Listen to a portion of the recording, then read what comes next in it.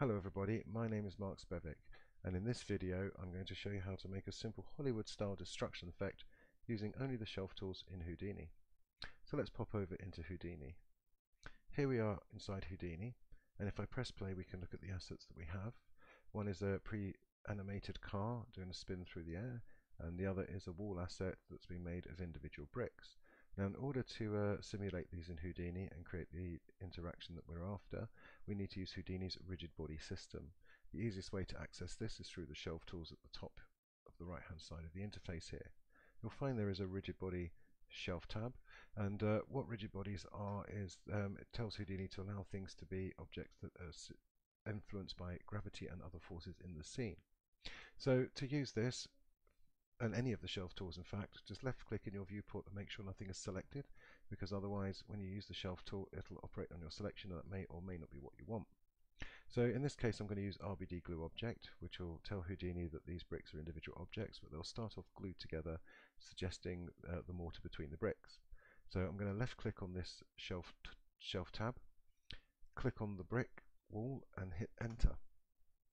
Now this will take us into the dot network. Don't worry about the shading for a minute, that will come back when we go up out of this context. And if you tap L in this view, in the network view, it'll lay out your nodes easier, more nicely. Now if you press play, you'll notice that gravity now has its effect. Our bricks are affected by forces and it drops off out of camera.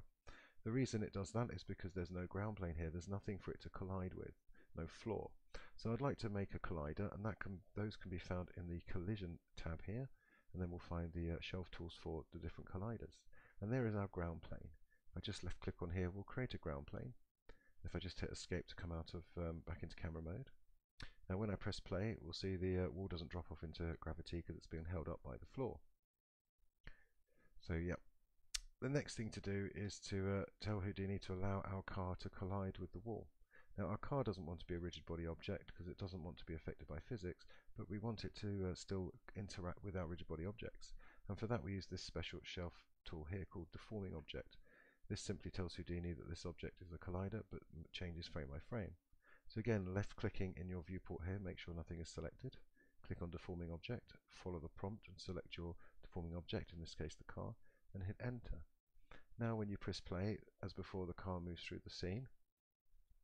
But this time when it hits the wall, it breaks those glue bonds and interacts with the wall. You see individual bricks flying off, but it's taking the wall with it. The reason for that is that the wall itself is glued together, but it's not fixed to the floor. So it's just being placed there, it's resting on there under its own weight. So this is what happened, the wall gets carried away with the car. So to fix this, we need to basically glue the wall to the floor. So to do that again, we can click on the Rigid Bodies tab for the Rigid Body tools, and then we can go over to Glue Adjacent here on the far right. This will allow us to define objects that can be glued together. So again, making sure nothing is selected in your network view by left clicking, click on the Glue Adjacent shelf tool, click your wall, hold down Shift and click your ground plane, and then hit enter. And if you press play, you'll see by the little red icon down the bottom here that there's a relationship when they're glued together, the floor and the wall.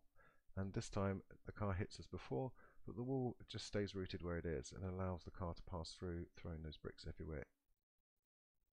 This is pretty good, that's the desired effect that we're after.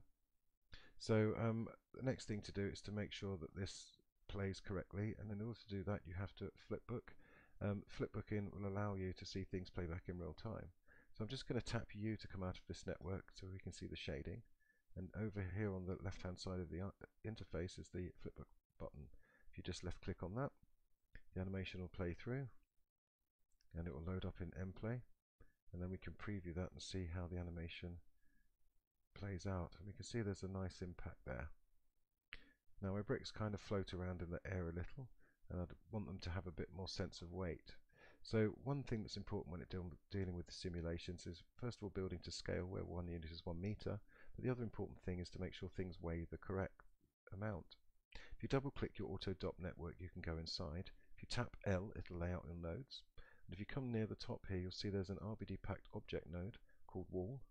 That is our wall. If you select it, you'll find there's a physical tab where we can define the density. This is in kilograms per meter cubed, and I'm going to put 2,400 in. This will give them a higher density. Now I'm going to just flipbook that again, just to see if the effect of the extra weight. Now, as I mentioned, this is in kilograms per meter cubed. It's a standard unit, and you can look up those various densities quite easily in Google. So the density of steel would be 7,000, easily found. But it will give your simulations the correct sense of weight and impact. So let me press play on this and see how that looks. That looks slightly better. Now, once you're happy with your result, the next thing about simulations is to cache them out and to save them.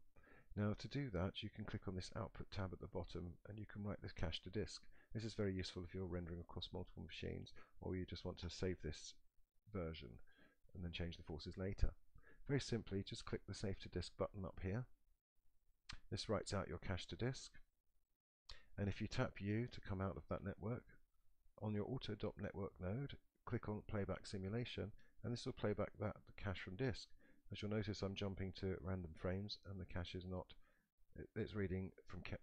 It's not having to update, and you'll notice that the little blue bar has gone purple, just to show you that it's reading from disk now. And there we go. One last little test would be to look through the actual render camera and just flipbook that one last time to see how that looks. Then we can go on to the rendering stage once we're happy with all of that. So let's just press play and see how that looks. There you go, I'm pleased with that. So hopefully you've enjoyed this video, and I look forward to seeing you in the next one. Thank you very much.